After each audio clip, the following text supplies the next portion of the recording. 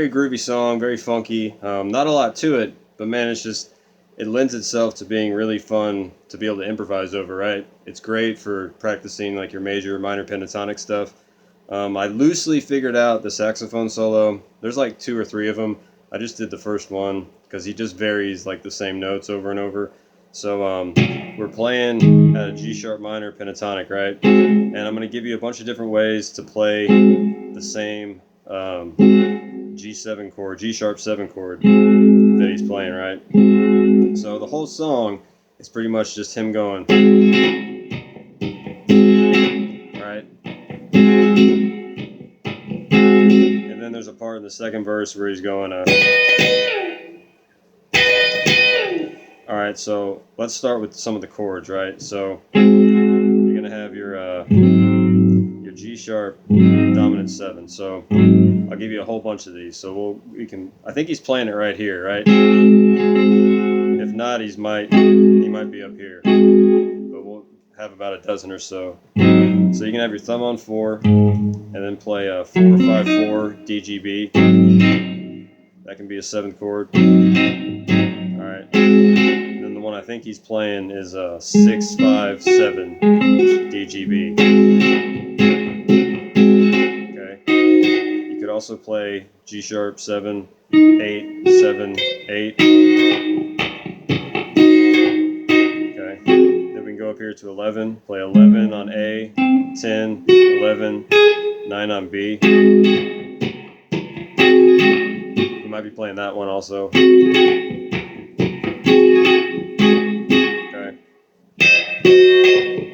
You could also play G sharp 7. You could bar 11 on G, B, and E. Have 13 on B. Okay.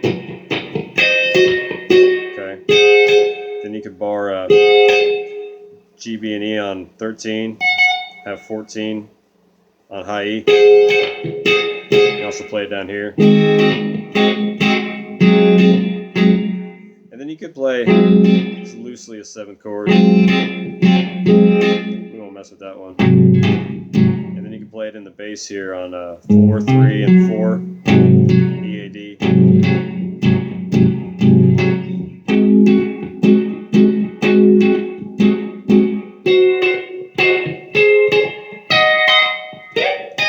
Right. So those are all the ways that you can play the G sharp 7 if you want to move around instead of just playing one shape all the time.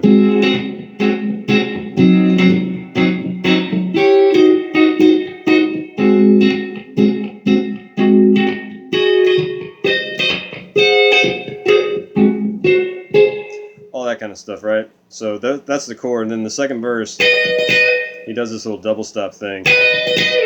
He'll go up to 12 on B, 13 on high E, and he'll just kind of give it a 16th note and like slide off. Right? Okay, and then we have the saxophone solo. This is like loosely, I sat here and tabbed out like what it is, but it's probably like, I don't know, 90%. When I was doing the intro, I just, your instincts and improv kind of take over. So what's going on is he's starting out, there's a lot of major and minor pentatonic going on. It's a very cool song to solo with, right? So we're going to slide in 9 to 11 on E, and then we're going to go back to 7 on E and bend up, right? And then we're going to go to 9 on B. And after you hit 9, give it a shake, and then you just kind of pull off, and then you'll go pull off 9 to 7, and then hit 9 twice, and then hit 7, and then pull off 9 to 7, and then catch 8 on G, so you have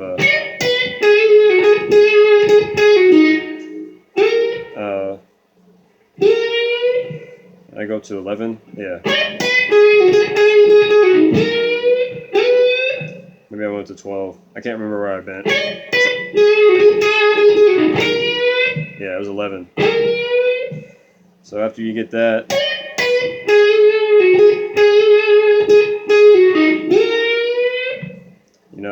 I wouldn't slide into the first one. You just, because we'll slide into the next one. So bend up on 11, and then slide in 8 to 10 on G, and then you'll catch 9 on B. We're working out of the third pentatonic box, the BB box, really. Alright, so 8 to 10 G, slide in, hit 9 twice, give it some vibrato, and then go back and forth between 10 on G and 9 on B. And then we'll hit 11 on E to 9 on B, and then catch 10 on G, kind of slide off. Then we're going to slide all the way up to 14 on B. Real gradual bend, right? And then just give it up, give it some vibrato. And then we're going to go down and go,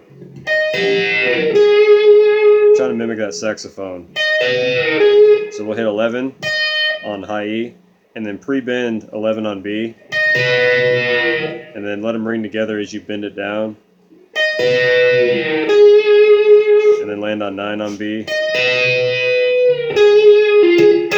And then back and forth between 10 on G and 9 on B again.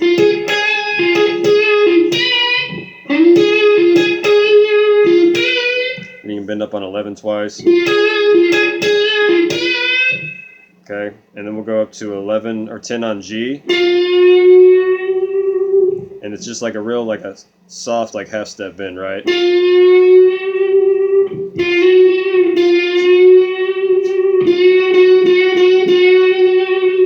And then bring it down and pull off. Then we're going to pull off 10 to 8 on G. Then land 11 on D.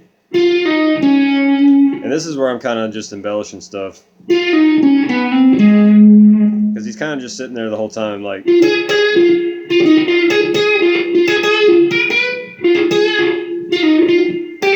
You know, just kind of noodling the same notes in that fluttery kind of saxophone way, right? So after you do the bend on 10, 10-8, 11 on D, hammer on 9 to 10 on D, and then catch A on 11. Alright, so that whole part you get.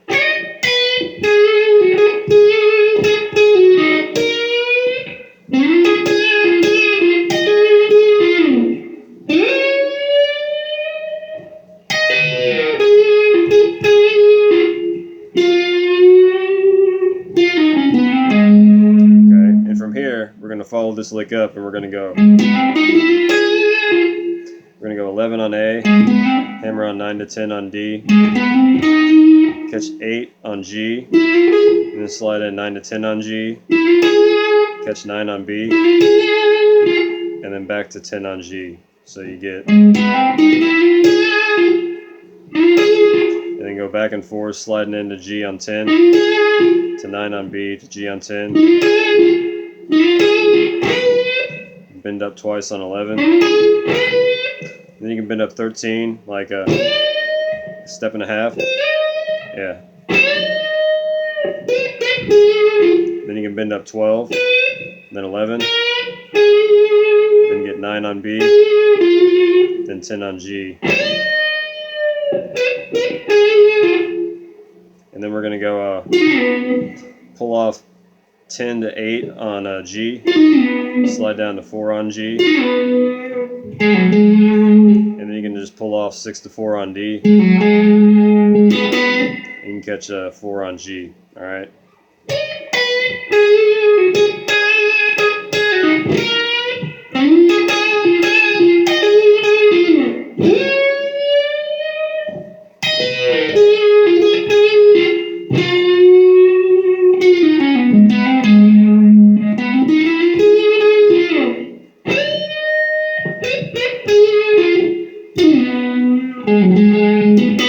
Alright, and then there's a lot of cool like double stop stuff you can do, you know. Oh, and then he's got the, let me go over that, the little 12-13 thing. Oh, and if you wanted to do something like the shotgun, you could do you can do it a couple ways. You could play G sharp, or you could play G sharp major if you wanted to. and then just play part of your C sharp major, bar D, G, and B on 6, and then bar D, G, and B on 4, hammer onto a 5, basically hammering into your G sharp 7 chord, right? Or you could just hold the 7th chord, just bar it like this with your thumb.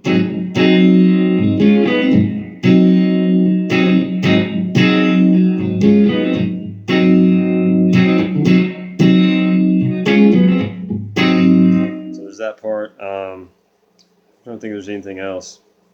Oh, and like the double stop thing, like if you wanted to do more of that, you could go like a,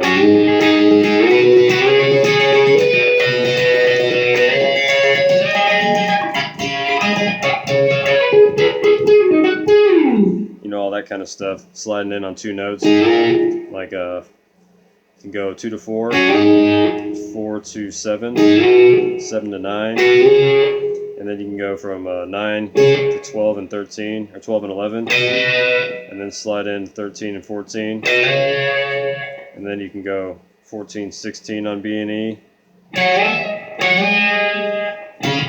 then you can go 16, 17 B and E, and then get your 16 on B, you know, so you can do all sorts of stuff.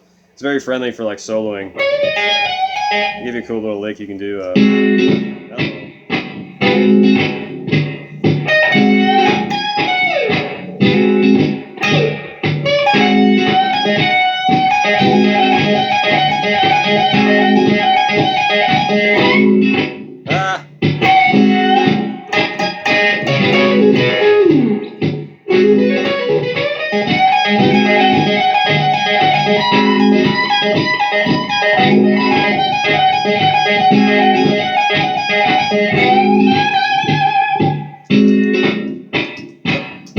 So that's one of those fun little like Clapton repeating licks, right?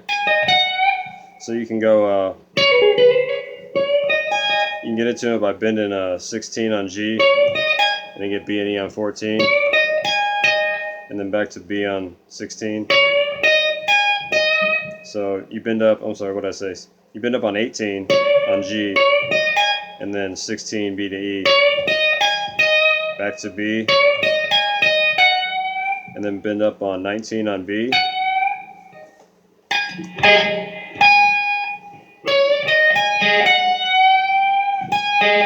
and then you just go back and forth. You have E, B on 16, and then you bend up on 19B, and then you just start repeating them really fast.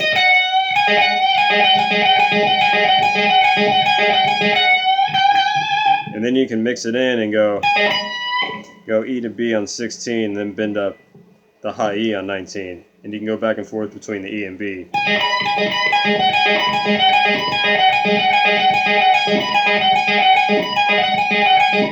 You know, it's a pretty cool lick.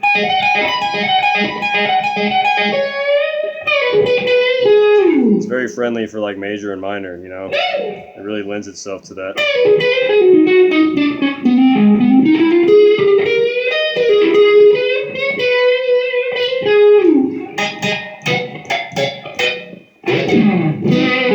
Some sloppy playing, but anyway, that's some ideas you can do since there's not a lot going on in the song. It's just kind of a 1-chord song for the most part with a lot of just horns and just a good groove, you know. So anyway, that's some fun stuff you can do over it. Just practice slow, have fun.